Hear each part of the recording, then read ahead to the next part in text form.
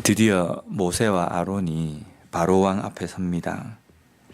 근데 지금 우리가 이제 출애굽기를 읽다 보면 바로라는 이름이 계속 쭉 나오는데 창세기에 요셉이 꿈을 해석해주는 왕도 바로, 그리고 그로부터 몇 년이 지났는데도 몇십 년이 지났는데도 모세가 지금 독대하고 있는 만나고 있는 이 왕도 바로.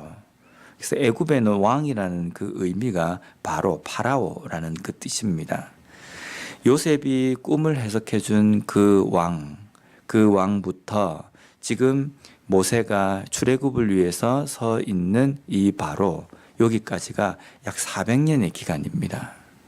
그리고 모세가 태어날 때쯤에 이스라엘 백성들의 남자아이를 다 죽이라라고 이야기했던 그 바로와 지금 모세가 만나고 있는 이 바로 왕 사이에는 기간이 약 80년이라는 기간이 있습니다.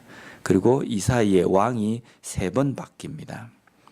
그래서 지금 이 모세가 만나고 있는 이 바로 왕은 실제 요셉을 알지도 못하는 왕이고, 그리고 이 당시에 이스라엘 백성들의 남자아이를 다 죽이라고 이야기했던 그 바로 왕과는 다른 왕입니다. 그래서 출애굽기 1장 8절 말씀해 보면요, 요셉을 알지 못하는 새 왕이 일어나 애굽을 다스리더니, 우리가 전에 말씀을 보았듯이 요셉을 알지 못하는 왕이다라는 이 의미는 요셉이라는 인물을 모르는 왕뿐만 아니라 요셉을 통해서 하나님께서 하신 일들을 경험하지 못한 사람, 하나님을 알지 못한 바로가 이제 왕으로 세움을 받았다라는 그 의미입니다. 오늘 본문에서도 보면 아론과 모세가 바로 왕 앞에 가서 이제 이스라엘 백성들 좀 보내주십시오. 하나님께서 이 이스라엘 백성들을 애굽에서 내보내시기를 원하십니다 라고 이렇게 이야기할 때에 5장 2절 말씀에 보면 이렇게 이야기합니다. 바로가 이르되 여호와가 누구이기에 내가 그의 목소리를 듣고 이스라엘을 보내겠느냐. 나는 여호와를 알지 못하니 이스라엘을 보내지 아니하리라. 지금 바로는 내가 어떻게 내가 알지 못하는 여호와가 이렇게 이야기했다고 해서 내가 그대로 순종을 해야 되느냐. 나는 여호와가 누구인지 알지도 못한다 라고 이야기합니다. 실제 그렇습니다. 지금 있는 이 바로는 여호와를 알지 못합니다. 알지 못한다는 것이 지식적으로 알지 못하는 것이 아니라 정말 하나님을 깊이 깨닫지 못하는 겁니다. 왜 여호와를 모르겠습니까?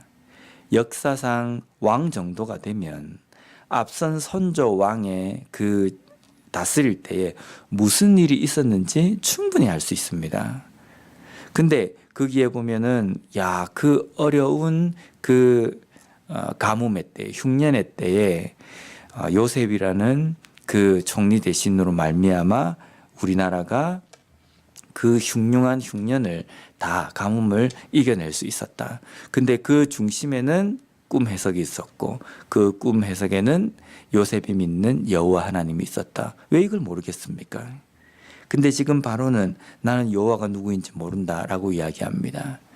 우리가 믿음이라고 이야기할 때, 하나님을 안다라고 이야기할 때는 하나님을 지식적으로 아는 것이 아니라 우리의 삶의 경험, 우리의 삶에서 그 하나님을 직접적으로 깨닫는 것, 깊이 아는 것, 그것을 이야기합니다. 그래서 바로는 지금 여호와를 알지 못하는 것이 맞습니다. 근데 이상한 게 뭐냐면요, 이 바로 왕이 다스리는 이 애굽에는 신이 상당히 많습니다. 근데 그 신을 그냥 가볍게 어떻게 그냥 이런 신이 있다 이것으로 지금 하는 것이 아니라 이 애굽에서는 이 신들에 대해서 정성을 다해서 섬깁니다. 우리가 우리 주변에도 보면 오늘의 운세나 아니면 점괘나 이런 것에 대해서 정말 신뢰하고 믿는 사람들이 있습니다. 그래서 해가 시작될 때 점을 보는데 올해는 물가에 가지 말라라고 이야기하면요, 절대 물가도 안 갑니다. 목욕탕도 안 가는 사람이 있답니다. 물가를 조심하라 그러니까요. 뭐 그 점괘를 통해서 아니면은 그것을 이야기하는 그 미신 아니면 우상, 거기에 대해서 그 사람들이 깊이 체험한 것이 아닌데도 거기에는 그렇게 신뢰를 하거든요. 근데 하나님께서 이렇게 말씀하셨습니다. 주 예수를 믿으면 구원을 얻습니다. 하지만 믿지 않으면 영원한 형벌에 떨어집니다. 라고 이야기하는 하나님의 말씀에 대해서는요, 콧방귀를 낍니다. 그래서 옛날에 어릴 때 보면 꼭 그 선거기나 이런 거 만들 때 보면 예수를 믿으십시오 막 전도하는 그 장면이 나오면 지나가는 행인 1, 주 여호와를 믿어 내 주먹을 믿겠다, 뭐 이런 이야기도 하지 않습니까? 그런 것을 볼 때 어떻게 저런 점괘나 그런 미신들은 그렇게 찰떡같이 믿으면서 하나님의 말씀에 대해서는 전혀 그렇게 믿지 않는가? 거기에는 당연한 겁니다. 왜냐하면 믿음이라는 것은요, 사람의 의지와 마음에서 나오는 것이 아니라 성령께서 그 사람과 함께 하셔야지만이 믿음이 생기는 겁니다. 아무리 그 머릿속에 주입을 해서 집어넣어 주려고 그래도 들어가지가 않습니다. 성령께서 그 마음 가운데 믿음이라는 것을 심어주셔야, 예수 그리스도를 주라고 고백하는 것이 그 은혜를 주셔야지만이 믿음이라는 것이 생긴다는 겁니다.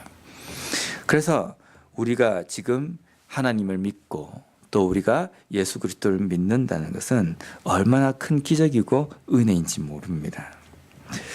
이제 이 바로 앞에 모세와 아론이 서서 이 이야기를 합니다. 이스라엘 백성들을 보내십시오. 그래서 바로가 어떻게 합니까? 보내지도 않고 이스라엘 백성들이 하고 있는 그 노역을 더 힘들게 만들어 버립니다. 이스라엘 백성들의 입장에서는요, 모세가 왔고요, 모세를 통해서 하나님께서 이스라엘 백성들을 애굽에서 인도해 내기를 원하신다, 이 말을 들었을 때는 소강이 비칠 겁니다. 희망이 비칠 겁니다. 이제 됐다.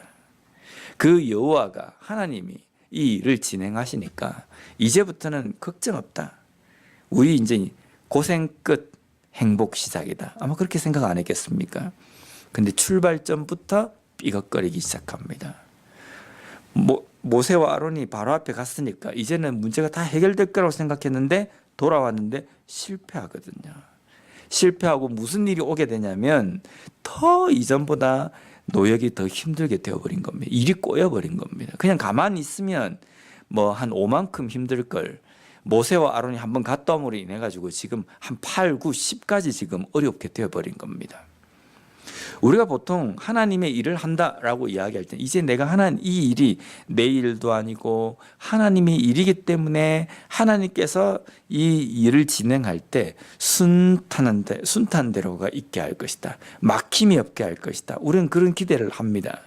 그런데 우리가 이 일을 해야 되는 이 땅은 악으로 물든 세상이거든요. 악으로 물든 세상 가운데 하나님의 일을 하려고 하면 악으로 물든 세상이 자기들한테 손해가 되는데 가만히 놔두겠습니까? 어떻게 해서든지 방해하고 막으려고 합니다. 그래서 우는 사자와 같이 삼킬 자를 두루 찾나니 어떻게 하면 내가 삼킬 것인가? 어떻게 하면 믿는 그리스도인들이 하는 저 일을 내가 방해할 것인가? 이것을 호시탐탐 노리거든요. 그래서 우리가 하나님의 일을 하고 더 확실한 하나님의 일을 하면 할수록 세상의 방해와 그리고 세상의 여러 가지 어려움과 환난과 핍박이 많이 있다는 겁니다. 그래서 우리가 하나님의 일을 하려고 하는데 때로는 반대에 부딪히고 실패에 부딪히고 좌절에 부딪힐 때 우리는 낙심하지 말아야 됩니다. 왜냐하면 그것은 당연하기 때문입니다. 오히려 그러한 방해와 그러한 좌절과 그러한 문제들이 우리 앞에 막아설 때에는 더 기뻐해야 됩니다. 이게 확실하게 하나님의 일이구나라는 겁니다. 그래서 우리의 삶에서 어떤 상황이 온다 할지라도 꿋꿋하게 기도하면서 하나님의 그 길을 걸어가게 해달라고 그리고 기도하는 오늘 이 아침이 되었으면 좋겠습니다. 기도하겠습니다.